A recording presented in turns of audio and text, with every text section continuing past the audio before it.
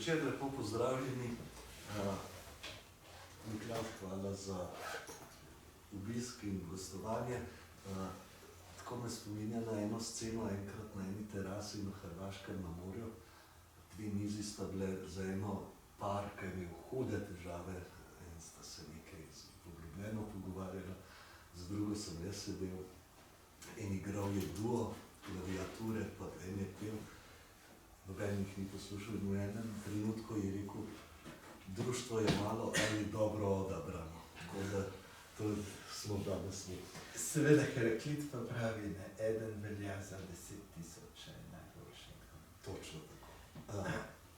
Vitaš, za začetek bi te prosil, če lahko malo predstaviš Ezro Pounda, da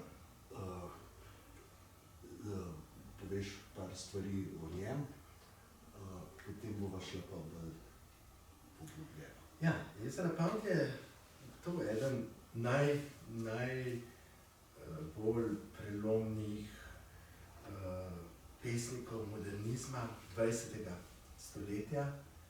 Spominjam se enega teksta, ki ga je portugalski nadrealist Mário Cesarini, ki polemizira, je besen na tezo, ko nekdo pač piše, da ni pomembnega pesnika, ne vem, da ne bi nam vplival Ezra Pound in potem on nekako temu proba se da oponirati, ne, in potem razne portugalske našteje, ne, tudi Fernando Pessoa, čeprav recimo Fernando Pessoa je vedel za Ezro Pounda, si je celo delal ene take, on se ukvarjal z raznimi takimi okultnimi zadevami, spiritistične neke zapiske, si je pisal imena, pa spraševal enega duha, a Bog da je osebno srečal tega človeka in je tudi Ezra Pounda, ne, in mu je pisal, da ga bo, čeprav ga ni, ne, ampak je pa recimo poznal, ne, tudi Fernando Pessoa. Skratka, je en pesnik, ki je res,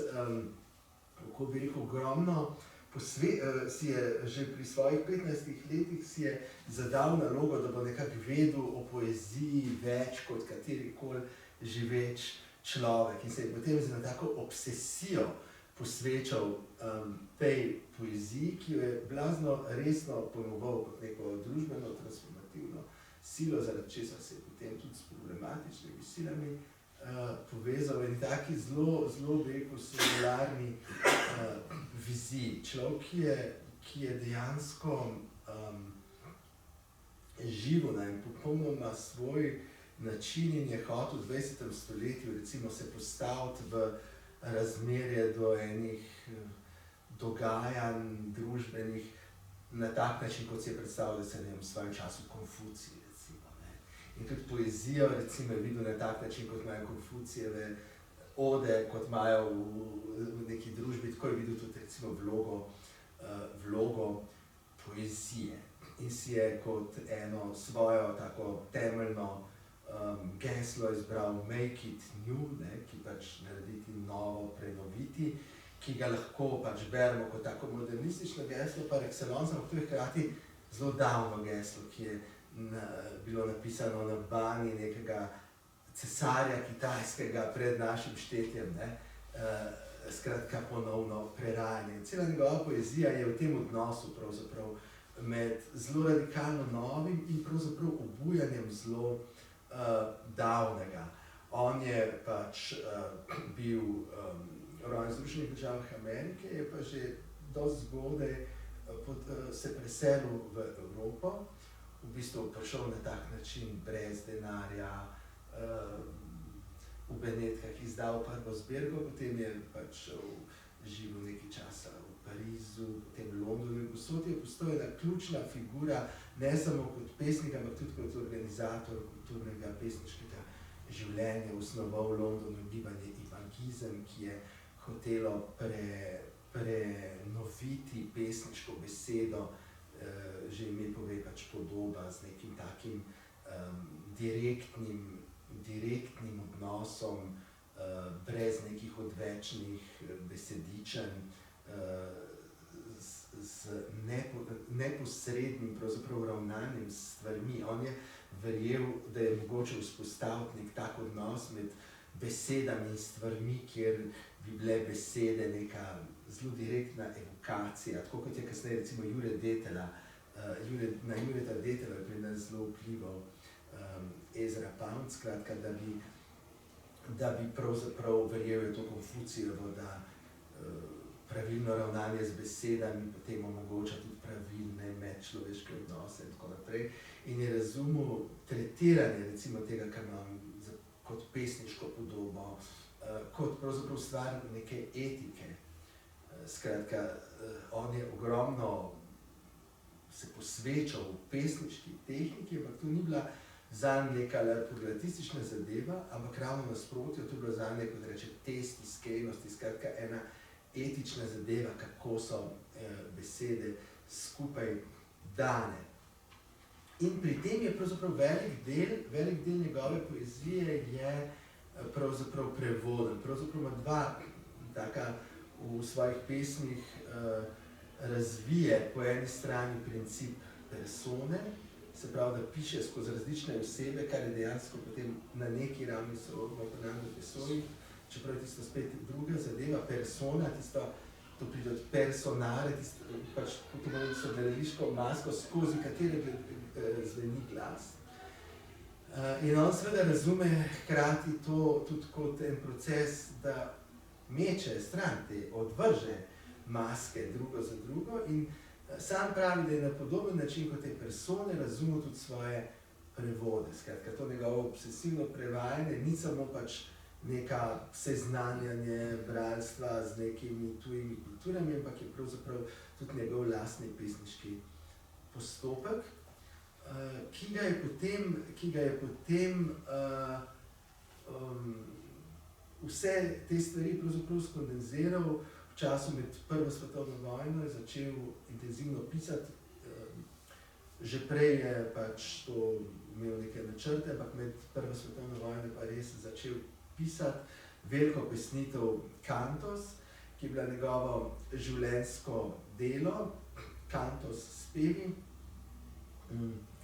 kjer je pravzaprav poskušal vzpostaviti, to je čas, ko preide od imagizma k tako imenovanemu vorticizmu, se pravi vortex, vrtinec,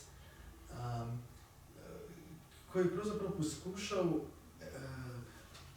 vzpostaviti en čist nov način funkcioniranja simbolnega, ki naj bi imel tudi neke učinke na družbo.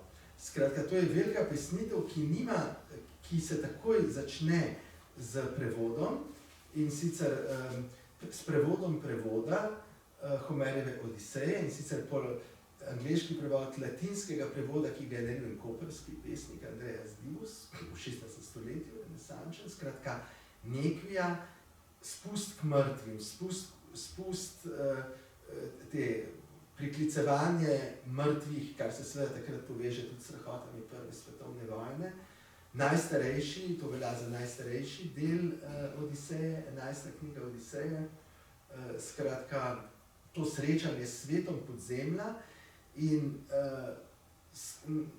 pravzaprav prek te invokacije potem je Pound poskušal na en tak način, ki ga različno opisuje, enkrat kot glasbeno fugo, enkrat kot palimpsest, lahko bi rekel tudi kaleidoskopski, iz delcev, ki se na prvi pogled ne zdijo med sabo logično povezani, ampak je hotel pravzaprav povedati nekaj, kar je rekel zgodbo pravzaprav človeškega rodu in na način, ne kot pač gledaš stvar pokrajino iz zemljevida, ampak ko si znotraj, kot mornarji gledajo, ko so na ladji. In ta pesnitev naj bi imela pravzaprav eno tako strukturo enega prečiščevanja, recimo iz enega kaotičnega stanja naj bi prihajalo v stanje neke jasnine, neke jasnosti, kot velik zgled si je tukaj dal Dantejevo božansko komedijo, skratka. In je tudi na tak način razumel to svojo pesnitev. Hkrati s to svojo pesnitvijo se je pa seveda ta pesnitev polna medbesedilnih referenc in tako naprej, se je tudi, kako bi rekel, ukvarjal z vsemi mogočimi stvarmi, človek je hotel pravzaprav o vsem nekaj vedeti, tudi o vsem imeti neke teorije in ob tem se mu je zgodil pravzaprav tak zelo tragičen paradoks, kar se tiče njegovih idej, da je pravzaprav iz svojega temeljnega prepričanja, da je pač celo človeštvo v nekem, kako bi rekel, stanju razpada zaradi finančnega kapitalizma, skratka, zaradi tega svojega stališča proti finančnemu kapitalizmu je pravzaprav v nekem trenutku podpirati začel sile, ki so pravzaprav pa ravno najbolj direktna agentura tega finančnega kapitalizma, ampak z neko retoriko, ki naj bi bila temu nasprotna, se pravi italijanski fašizem. Čeprav ta zgodba o Poundu italijanskem fašizmu je seveda dosti kompleksna, obstaja vrsta interpretacij zelo različnih, ki se tega problema dotikajo, ne. Vsekakor je pač pri tem Poundovem odnosu do italijanskega fašizma ne gre toliko za to, da bi on zdaj, ne vem, sprejemal doktrino fašizma, ki pravzaprav tudi ni obstajala kot neka taka prava doktrina, ampak je pravzaprav on se počutil kot nek mislec, ki je hotel svoje ideje, kako bi rekel, da je tak zelo donkihotski način, ne, skratka, on je pisal skozi ta pisma Mussoliniju, kjer mu je predlagal monetarno reformo, pač razne vse stvari, ki naj bi po njegovem odzdravile družbo in seveda predvsem pa implementiranje konfucianističnih idej, ne, tako da glavna pravzaprav njegova idejna stvar je v bistvu konfucianizem, tako da ne vem, v današnjem pogledu vloga Kitajske, to pravzaprav ga spet lahko zelo drugače gledamo, ne, v kakšnih pogledih mogoče bolj vizionarski izpade, kot je takrat, ko so stvari izgledale čudaške. On pošilja pač ta pisma, potem so tam ohranjene, ne vem, kakšni zapisi, ne vem, to je norc pisal, ne, skratka, v eni tovrstni poziciji je on do tega režima, ampak zgodi se potem seveda še večja katastrofa med drugo svetovno vojno. On najprej, ko se pač preden se začne, pravzaprav preden Amerika vstopi v drugo svetovno vojno, Pound pravzaprav se hoče vrniti v Ameriko, ne, v Združene države, ampak ne dobi vizuma, zato ker je pač velja kot simpatizer sil vsi in zaradi tega potem on ostane v Italiji, ampak kot ameriški državljan med drugo svetovno vojno in ima pa na Radiu Rim potem te slavne oziroma neslavne, zelo ekscentrične radijske oddaje, ki so take, kako bi rekel, da so jih recimo ljudje, ki so mu dali mesto, ki so mu dali ta prostor javni, ki je bil seveda to neko ime, veliko javno ime, pač ameriški državljan, ki dejansko ne da bi ga kdo silil, ne da bi mu kdo diktiral, on se postavlja na stran sil vsi, ampak hkrati so ga vseeno sumili, da so to, ker so bile pač tako ekscentrične oddaje, da so to mogoče kakšne šifre za zaveznike, v resnici skratka, ne, kar se tiče pač tega, ne vem, propagandnega učinka, je težko reči, da bi bil to propagandne oddaje, ampak bolj ena res ekscentrična, bizarna, do konca bizarna zadeva, zaradi katere se bo potem Pound po koncu druge svetovne vojne je obtožen veleizdaje.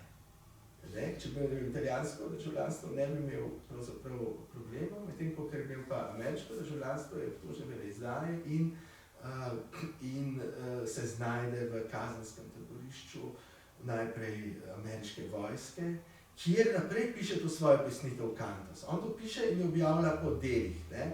In ta najbolj, bi rekel, pretresljiv del pesnitve nastane pravzaprav v tem taborišču in se imenuje Pizanski Cantos. To je to, kar predstavljamo, ne? To nastane leta 1945, v teh prvih povojnih mesecih, dobesedno v tistem taborišču, kjer je on na začetku najprej zaprt v neki kletki in prvi osnutki so, prve verzije piše na toaleten papir, pa v nekem medicinskem šotoru lahko tipka. Ne? In cel ta del je tam napisan.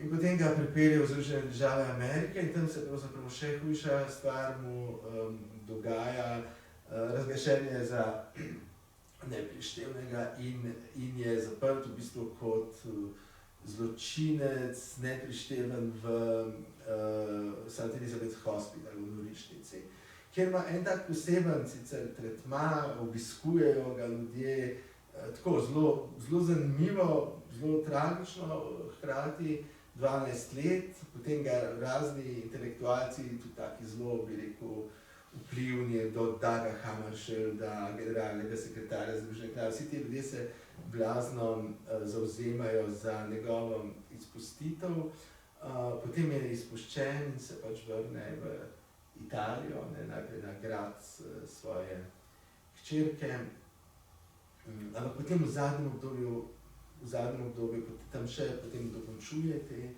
piše zadnje dele teh kantos, ki so pravzaprav niso čisto končani, na koncu nekako obmolkne, pride v eno tako stanje, zadnja leta preživi v nekem stanju, ki ga lahko vidimo kot neko pozicijo enega modreca, ki umolkne, ali pa tudi kot depresijo, ali pa kombinacijo obojega, ne. To je mogoče najbolj natančno. Postane res ena taka, kako bi rekel, oseba, ki nekako ne paše v noben kontekst, in ga potem obiskujejo, ne vem, Allen Ginsberg, na katerega on zelo vpliva, Pasolini, tako zelo različne osebe. Tole se zdaj mogoče malo tako kaotično, na način, kot tudi Pound sam, ne, se Pound sam pravzaprav, če ti vstopiš v njegove kantos, vstopiš nekako v sredo enega dogajanja, ni podana neka jasna slika, ampak si nekje na sredi nečesa in pravzaprav je to srečanje s Poundom vedno tako. Zelo bistvena beseda pri njej je proces, ne. Skratka, te postavi v sredino nekega procesa, ki ga pravzaprav poskušaš razumeti. In ta način Poundovega, bi rekel, poti od nekega kaosa k nekemu redu ali pa neke teme, k neki svetlobi, se dogaja pravzaprav na tak način, da je, ne da se na prvi pogled res spremenijo te stvari, ampak bolj na način, kako so dojete povezave med njimi, ne. Skratka. Me zanima, preden greva bolj podrobno v samo delo njegovo. Tu me zanima, kako je, dobro, on je bil v obdobju, ko se pojavljajo te izmi, zelo programsko je pristopil, ali je šlo samo za razhod z romantiko, pa da se nekaj novega, pa kako je on, ker je imel vse atribute, da bi bil neslišan, zamolčan, kako ga rehabilitira, kako je on prišel ven, kako je postal prepoznaven. Ja, on je bil zelo sposoben za te stvari, ne, tudi za kako se pozicionirati, kako organizirati, kako stopiti. Sicer tudi ta njegova prepoznavnost je bila seveda se je spreminjala v času njegovega življenja, ne, ampak bil je dejansko človek, ki je bil prepoznaven in ki je znal prepoznavati, ne. Se pravi, on je tudi znal prepoznavati te ključne osebnosti, ki je pravzaprav pomagal tudi drugim, od Joycea, Eliota, jim je bil nekak mentor, sodelavec, urednik in tako naprej. Skratka, znal je ta prelom z romantiko tudi to zelo bistvena stvar, ker on seveda izide iz te pozne romantike Swinburna, mislim, ki se jo seveda tudi čuti v njegovi zgodnji poeziji, ampak potem prav gre zavestno v neko drugo smer, ne, v bistvu ravno nasprotno. Tukaj je zelo ključno, pri njem je tudi pravzaprav ukine nek ta zahodnocentrizem v poeziji, ker vzame kot zelo bistven element neke principe daljnovzhodne, kitajske zlasti poetike, ki jo seveda spet nekoliko po svoje razume, to, čemur on reče ideogramska metoda, ampak vsekakor je to nekaj zelo plodnega, nekaj izredno plodnega, ne. Skratka, vzpostavi neke nove pravzaprav parametre, kako sploh gledati na pesniško besedo, kaj sploh je poezija in tudi na tak način k temu pristopa, izdaja knjige, ABC, branja, ne vem, skratka, hoče na nov način pogledati tudi celotno tradicijo, jo na nek način rešiti s tem, da jo naredi novo. Ne? Kako je pa on k nam prišel? V slovenski prostor Pound je percipiran pravzaprav precej pozno, tako da sem našel recimo tak podatek navduševanja nad Ezro Poundom. Najstarejši, za katerega vem, je pri Josipu Vidmarju v obrazih, kjer on piše, kako se je med drugo svetovno vojno Podbevšek navduševal nad Poundom. Ne? In to Pound ima, Vidmar ima pa seveda malo pomisleka, čeprav je ta pesnik pač kontroverzen in tako naprej. Drugače pa seveda pride tako do neke močnejšega stika, pride zlasti tam v 70-ih letih, pač ko se odkriva ta ameriški modernizem, zelo je vplival, ne vem, tudi prevod Vena Tauferja leta 1973, ki je šel v liriki. In takrat je bil pravzaprav, čeprav pravzaprav ni bilo veliko prevedenega Pounda, pravzaprav malo, ampak je bil v nekem obdobju, je pa kar močan vtis imel, vpliv na kar nekaj zelo ključnih pesnikov, recimo, ne vem, Šalamun ima recimo dosti referenc nanj, sicer vedno tudi mogoče nek zadržek, da nekako ne bi preveč on s tem teatrom svojim nanj vplival, ne, ampak ima en tak zelo dinamičen odnos do njega. Zadnjič mi je pokazal podloga eno pismo njegovo, kjer piše prav o teh pizanskih, kako so mu pa najljubši te pizanski kantos. Pa potem zelo močan, potem mu napiše spet na en tak način, malo bojujoč se, recimo Vladimir Memon, recimo, pesem o Poundu, tako, ali pa zelo močno je vplival, tudi Vojko Gorjan ga je dosti študiral, recimo ta generacija pesnika je bila zelo zaznamovana s Poundom, pa zlasti Jure Detela. Na Jureta Detela se mi zdi, da je pa prav tudi s temi principi, recimo imagizma, načinom etike, pesniške besede, je pravzaprav dosti močno vplival na to, s to nemetaforičnostjo, se pravi, da je bil pravzaprav zelo zaznamovan z njim Jure Detela od slovenskih pesnikov, potem mogoče kasneje mogoče manjši tak direkten vpliv, čeprav so, ne, korespondence recimo od naših pesnikov, se je z njim precej ukvarjal Tibor Hrst-Pandur, ki je delal diplomsko nalogo, zelo zanimivo, zelo kvalitetno diplomsko nalogo o Poundu. Tako da je ves čas živo navzoč z nekimi intervali. Zdaj me pa zanima pri prevodu, ti imaš bogate izkušnje z različnih jezikov, ali so bile tukaj kakšne specifike, ali je bilo kaj drugače kot... Ja, Pound je zelo specifičen, ne? Že njegov temeljni način pisanja.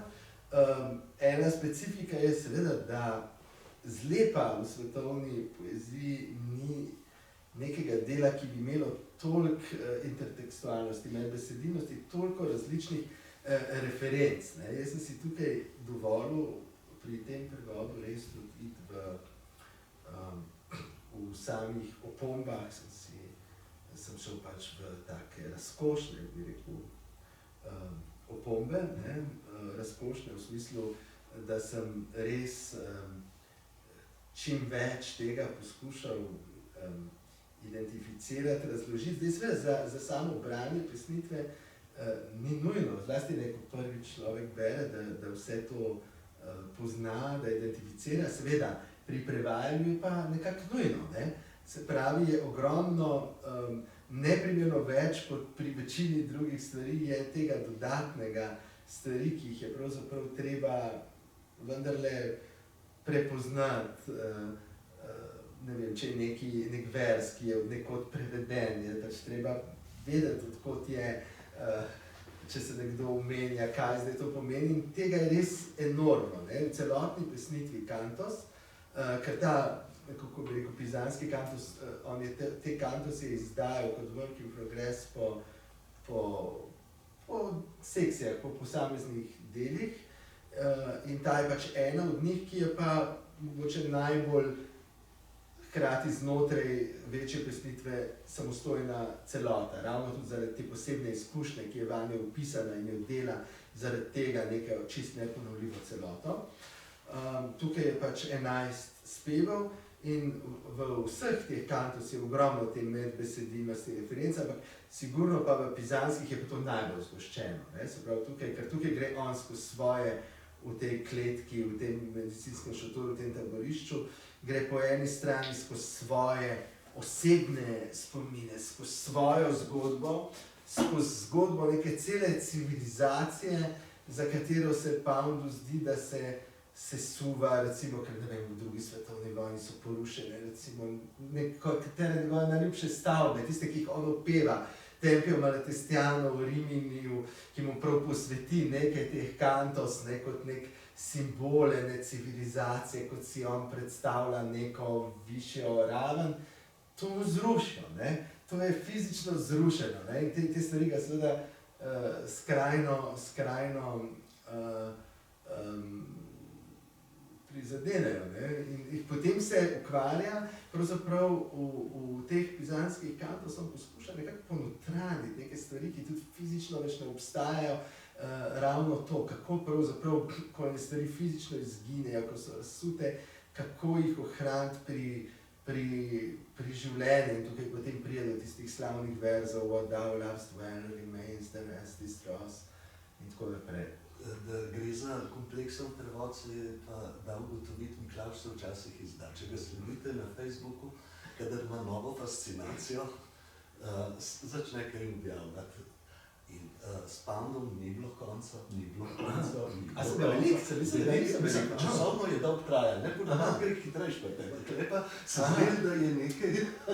S Poundom sem se zelo dolgo ukvarjal. Jaz to začel enkrat prevajati že konec 90-ih let. 99 pa sem en del naredil, pa sem to pustil nekje, sredi je to ostalo.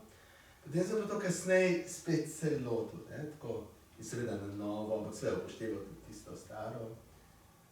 Vmes se je pač pojavil, takrat če ni obstajal, ne vem, internet, zdaj to.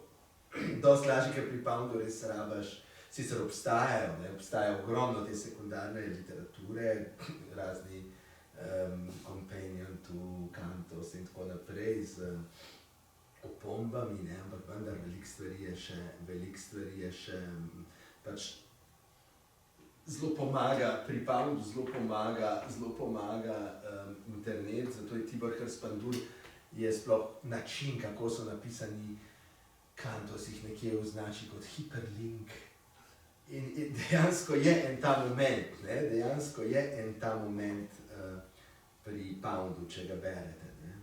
Ena taka posebna, kako bi rekel, vsak pravzaprav delček evocira še eno celo polje okrog sebe, ki ga prepoznamo ali pa ne.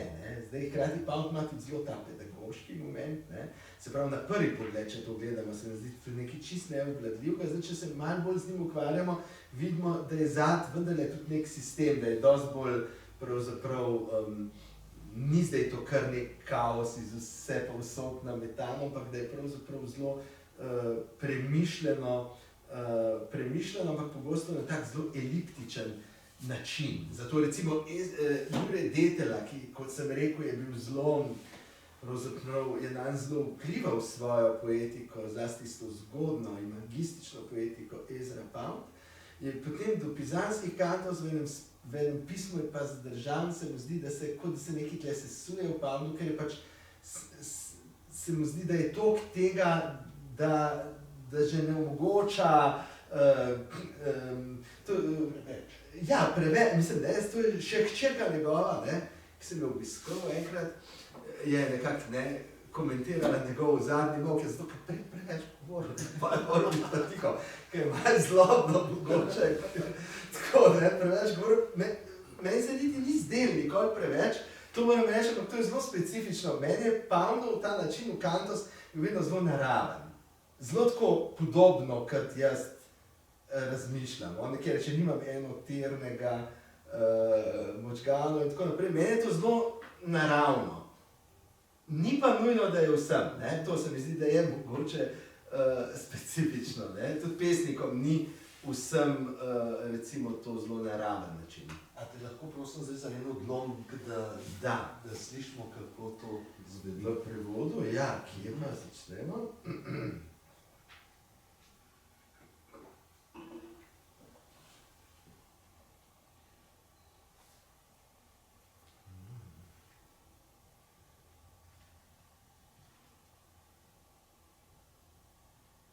Preberem cel tega ali manj? Kakor se ti zdi, kako? Lahko 81. Ta recimo zelo slaven kanto, kjer tudi vidimo, kako se pravzaprav znotraj ena struktura, ki gre od nekih osebnih spominov, ki so hkrati spomini na dogajanje zgodovine 20. stoletja, pravzaprav eno tako vizijo neke presvetlitve, o kateri sem prej govoril, o tem, kaj res pravzaprav ostane in kaj je žlindra. Zeus se leži v Cerevinem naročju. Na Tajšanu so se sestale ljubezni pod vodstvom Kitere pred sončnim vzhodom in rekel je: "Hay aquí mucho catolicismo y muy poco religión." In rekel je: "Yo creo que los reyes desaparecen." Mislim, da bodo kralji izginili. To je bil padre José Elizondo 1906 in 1917 ali okrog 1917. In Dolores je rekla: "Come pan, niño, jej kruh, moj dečko." Saržan jo je naslikal, preden je šlo z njim navzdol, to je, če je šlo z njim navzdol. Ampak v tistih dneh je delal drobne skice in presije po Velázquezu v muzeju del Prado. In knjige so stale pezeto, medeninasti svečniki v sorazmerju, vroč, veter je prihajal od močvirij in leden mraz od gora. In pozneje je Bowers napisal: "Ampak tako sovraštvo, nikdar si nisem predstavljal takega." In londonski rdeči niso hoteli izdati njegovih prijateljev, to je prijateljev Franka, ki so delali v Londonu in v Alcázarju, so pred 40 leti rekli: "Pojdi jest nazaj na postajo, tam lahko spiš za eno pezeto." Kozji zvonci so cingljali vso noč in gospodarica se je zarežala: "Eso es luto, oh, mi marido es muerto." To je žalovanje, moj mož je mrtev, ko mi je dala list za pisanje s črnim robom, debelim centimeter ali več, recimo 5 osmin. Gospodarica Lokande, mi vsem tujcem rečemo Francozi. In jajce se je razbila v Cabranesovem žepu. Tako je delalo zgodovino. Basil pravi, da tolčijo po bobnih 3 dni, dokler niso vse membrane uničene. Preprosta vaška fiesta. In o svojem življenju na Kanarskih otokih. Posum je opazil, da so portugalski ljudski ples plesali isti plesalci na različnih lokacijah kot politično dobrodošlico. Tehnika demonstracij.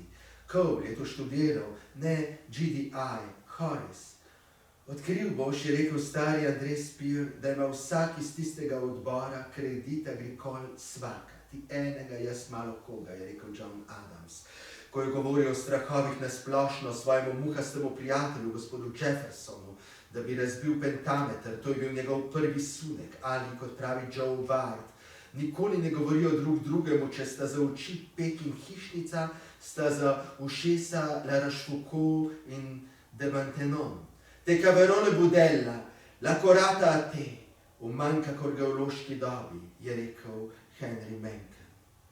Eni kuhajo, drugi ne kuhajo, nekaterih stvari ni mogoče spremeniti. Jux emon poti doma ton andra. Kar je pomembno, je raven kulture, zahvali se Beninu za to mizo, ki je bila prej za boj. Nobenemu ne povejte, da sem vam jaz naredil. Od maske, tako lepe kot kakšna iz Frankfurta, vrgel vas bo na tla lahna kot kvanonina veja. In najprej je bil razočaran nad sesutim, razpadajočim pomolom, toda potem je videl velikanska kolesa vozov in je bil pomirjen. George Santayana, ko je prispel v bostonsko pristanišče in do konca življenja je ohranil svoje rahlo izgovarjanje F, kot bi bil Španec, kot kvazi neopazno milost. Tako kot je mus izgovarjal romaljolski U kot V in dejal je, da je bilo žalovanje celovito dejanje. Ponovilo se je v vsakem, ki je prišel, da izreče sožalje. Šlo je do vrhunca in George Horace je rekel, da bi rad dobil Beveridgea, senatorja. Beveridge ni hotel odgovarjati, ni hotel pisati za časopise, ampak George ga je dobil, tako da je se utaboril v njegovem hotelu in ga napadel pri kosilu, zajtrku in večerju. 3 članki in moj star je šel kopavati koruzo, medtem ko mu je George pripovedoval, naletel je na prazno žemljišče, kjer si včasih lahko videl divjega zajca ali mogoče pobeglega. Aoj, list v toku, ob mojih rešetkah nobene alteje. Toda, preden je letni čas umrl od mraza, sem nad Zefirjevih ramenih letel skozi zlato nebo. Tvoj počitek naj čuvata Jenkin in Laws, naj vedno dolmeč bo tvoj gost.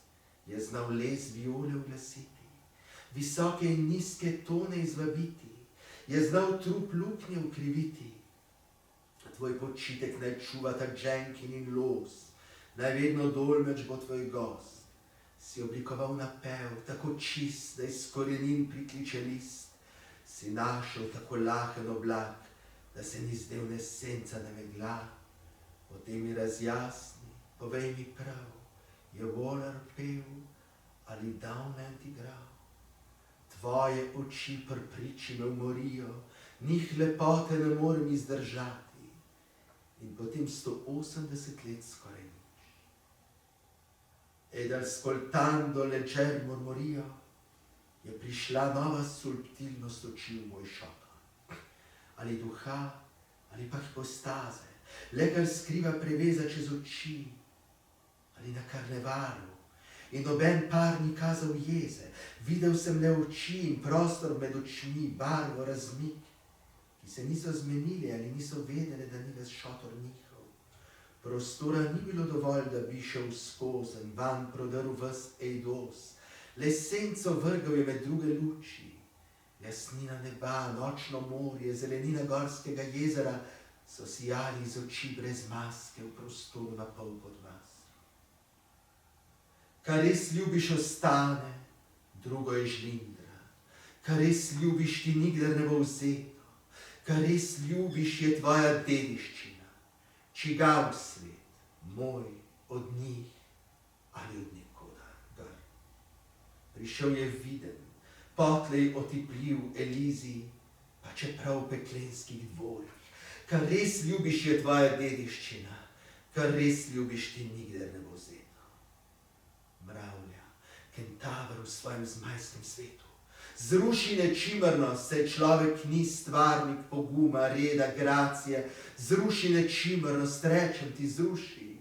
Zeleni svet naj te uči, kje si v stopnjah iznajdbe, pravem mojstrstvu. Zruši nečimrnost, zruši pa kan. Zelen šlem te prekaša v eleganci. Obvladaj se, da te bo kdo prenašal. Zruši nečimrnost. Ti si pes, ki ga je pretepla toča.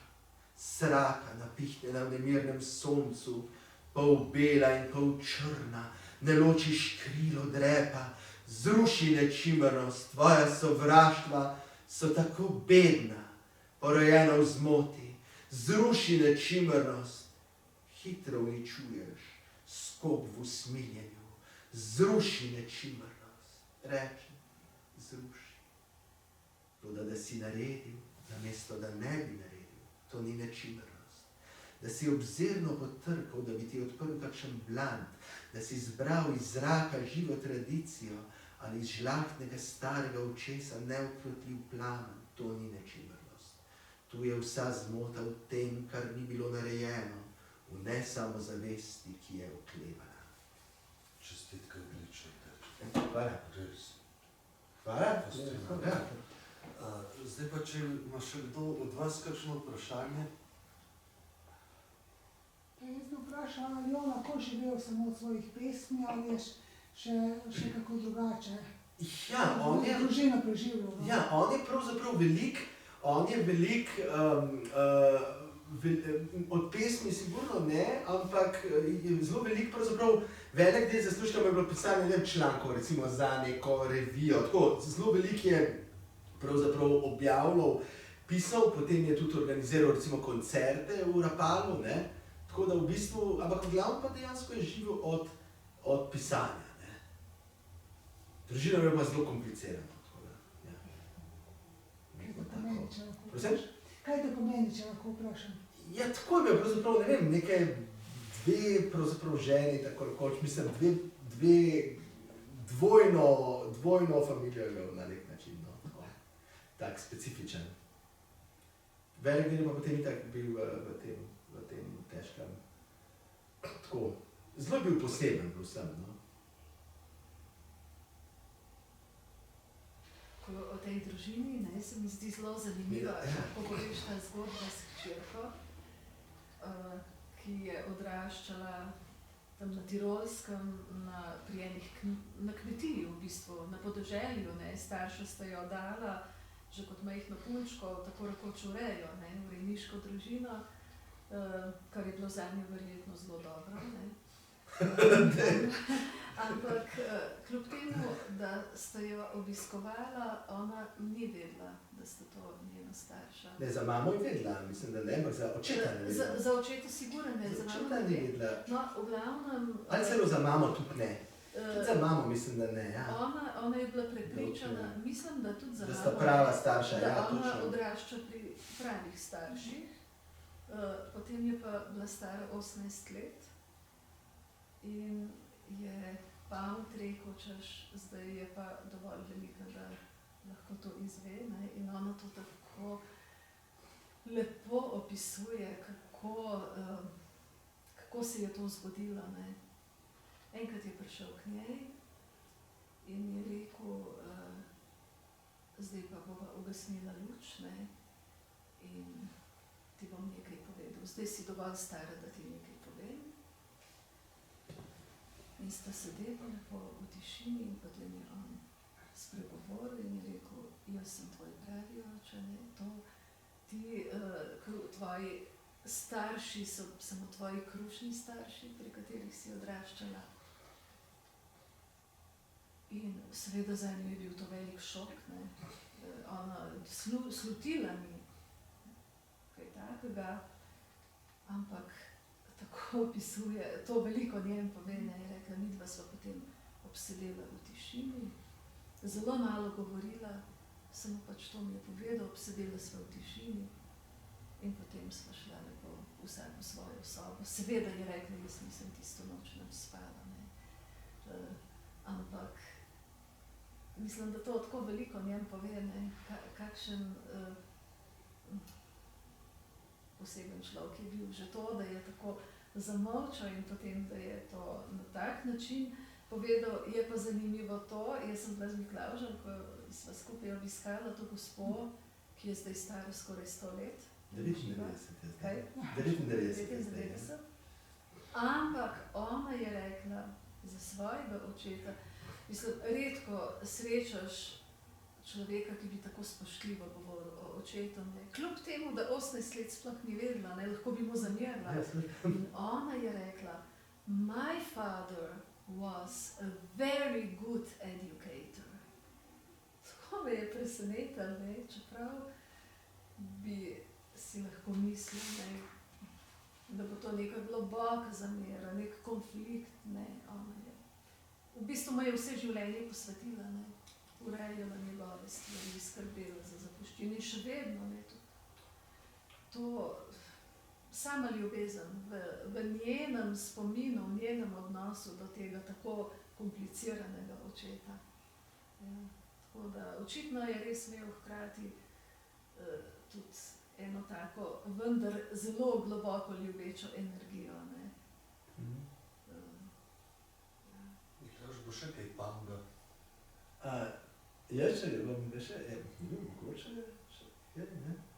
Ne, zdaj zelo kratko, najbolj, ampak seveda, to bi bilo lepo narediti, prevod celotnih kantorstv bi bilo čudovito, ne. Je pa precej zahtevno, ne, tako da, je pa... Jaz bi s tem zaključil ta formalni del. Hvala tudi predstavnici Slovenske matice, da nam je ugodno prinesla knjige pod roko, ki jih lahko kupimo. Miklavž, hvala za prevod in obisk. Hvala za tebi, ja. Hvala tebi za tole lepo anekdoto. Hvala publiki. Tako pa zdaj pa lahko še tako rečemo.